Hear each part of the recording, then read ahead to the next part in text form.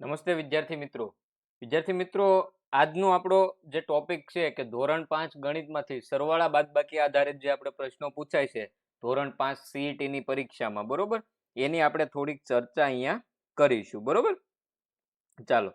તો જે બાળકોને હજી નથી ખ્યાલ કે આપણે ફ્રી ટેસ્ટ ને એવું લઈએ છીએ વોટ્સએપ ગ્રુપમાં, તો વોટ્સએપ ગ્રુપમાં જોડાઈ દેજો. આપણે જે લેક્ચર અહીંયા ભણો છો એના આધારિત ટેસ્ટ આપણા વોટ્સએપ ગ્રુપમાં આવતી હોય છે.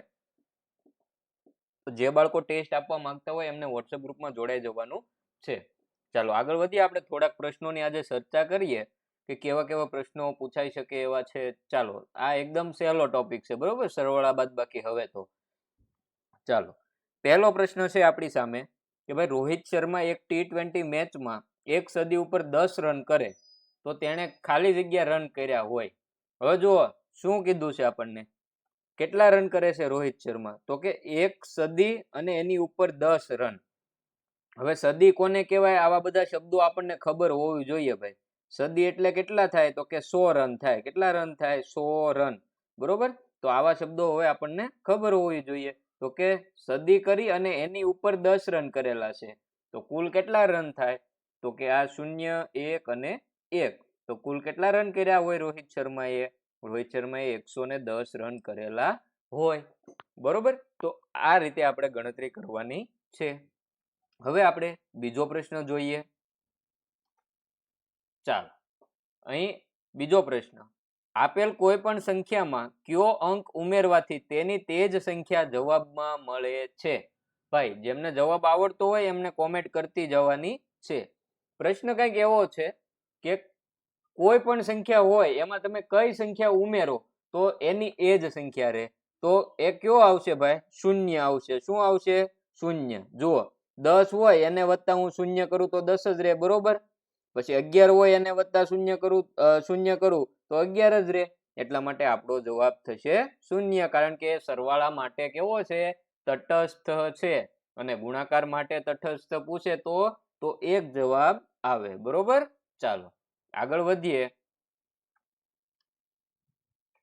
ચાલો, જે બાળકો ધોરણ 5 સીઈટી ની તૈયારી કરતા હોય એમના માટે એક બુક છે નૂતન સીઈટી નામની. 360 રૂપિયા કિંમત છે, માર્કેટ કિંમત, પણ અહીંથી ઓર્ડર કરશો તો 280 રૂપિયામાં આ બુક તમારા નજીકના કુરિયર સેન્ટર સુધી આવી જશે. કુરિયર ચાર્જ ફ્રી રહેશે. તો જે બાળકો મગાવવા માંગતા હોય પોતાના વાલી સાથે વાત કરી શકે છે. અહીં આપેલ નંબર પર સીઈટી બુક લખીને મેસેજ કરવાનો છે વોટ્સએપમાં. એટલે આ બુકની કઈ રીતે ઓર્ડર કરવો એ તમને માહિતી મળી જશે, અથવા તો લિંક પણ ડિસ્ક્રિપ્શન બોક્સમાં આપેલી હોય. તમારી તૈયારી કરવામાં ઘણી મદદરૂપ થાય એવી બુક છે. બરોબર, આગળ વધીએ પ્રશ્ન તરફ. ચાલો, ત્રીજો પ્રશ્ન, 500 માંથી કેટલા બાદ કરવાથી 150 મળે? હવે ભાઈ જેને જવાબ આવડતો હોય એમને કોમેન્ટ કરતી જવાની છે. હવે જુઓ આપણને શું કીધું છે, 500 માંથી તમે કેટલા બાદ કરો તો 150 મળે. તો એના માટે તમારે 500 માંથી 150 ને બાદ કરવાના છે.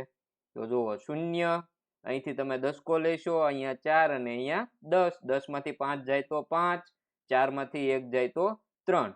તો કેટલો જવાબ આવે? 350 આવે. જુઓ હવે જુઓ 500 માંથી તમે 350 બાદ કરો તો જુઓ તો આ 0, અહીંથી તમે 10 લ્યો, અહીંયા 10 માંથી 5 જાય તો 5 અને 4 માંથી 1 જાય તો 4 માંથી 3 જાય તો 1, એટલે 150. બરોબર, તો શું જવાબ આવશે? 350 જવાબ આવશે. વિકલ્પ ડી આપણો સાચો જવાબ થશે. ચાલો એના પછી એક દાખલો જોઈએ. 500 માંથી 300 બાદ કરવાથી, ભાઈ 500 માંથી 300 બાદ કરવાથી મળતી સંખ્યાનો 100 ના સ્થાનમાં ખાલી જગ્યા અંક આવે છે. ચાલો જેમને ખ્યાલ હોય એમને કોમેન્ટ કરી દેવાની છે.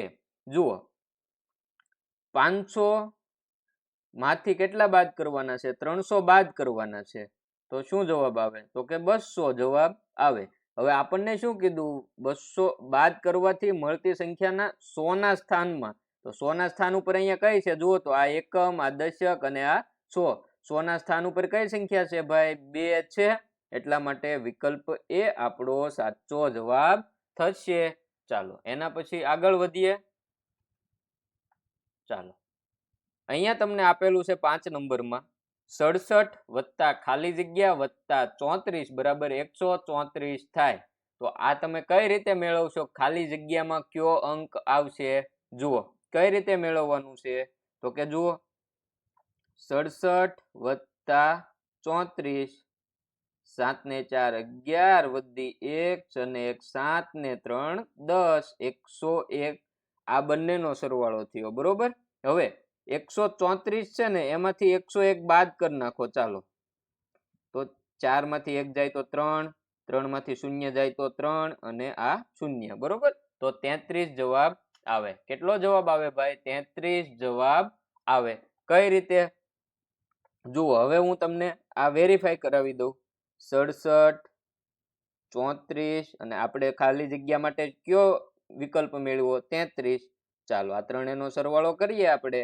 જુઓ 7 ને 4 11 ને 3 14 વધી 1 અને 1 7, 7 ને 3 10 ને 3 13. તો જુઓ 134 થઈ ગયો ત્રણેયનો સરવાળો. એટલા માટે અહીંયા આપણે ખાલી જગ્યામાં શું જવાબ આવશે? 33 આવશે. ચાલો તો અહીંયા આપણો જવાબ થશે વિકલ્પ ડી, આપણો સાચો જવાબ થશે. ચાલો આગળ વધીએ. ચાલો એક ક્રિકેટ મેચમાં કોહલી 120 રન કરે છે અને રોહિત 60 રન કરે છે. તો તેણે બંને મળીને કેટલા રન કર્યા? એકદમ સહેલું છે. બંનેના રનનો શું કરવાનો છે? સરવાળો કરવાનો છે. કોહલીએ 120 રન કર્યા, રોહિતે 60 રન કર્યા. 0, 8 અને 1 180 રન થાય. વિકલ્પ સી આપણો સાચો જવાબ થશે. એકદમ સહેલો પ્રશ્ન. એના પછી આગળ વધીએ. 7મું. ચાલો ગાયત્રી માર્કેટમાં જાય ત્યારે તેણે 57 રૂપિયાની ખરીદી કરી છે અને 33 રૂપિયાની પાણીપુરી ખાય છે. તો તેણે કેટલા રૂપિયાનો ખર્ચો કર્યો?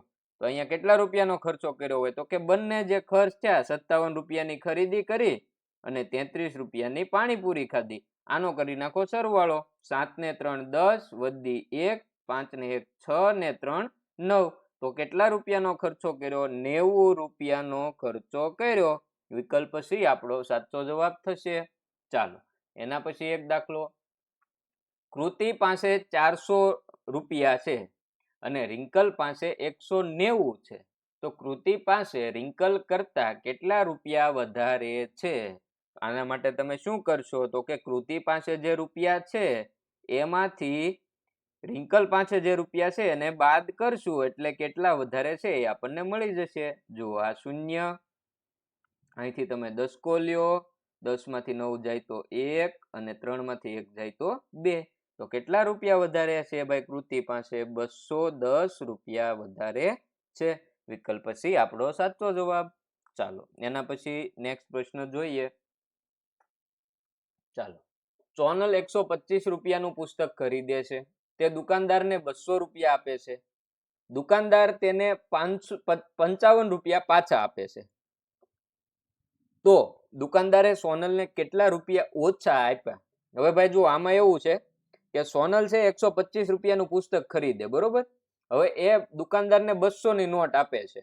ચાલો દુકાનદારને એ 200 ની નોટ આપી અને ખરીદી 125 રૂપિયાની કરી. તો હવે એના કેટલા રૂપિયા વધે છે એ પેલા આપણે મેળવશું.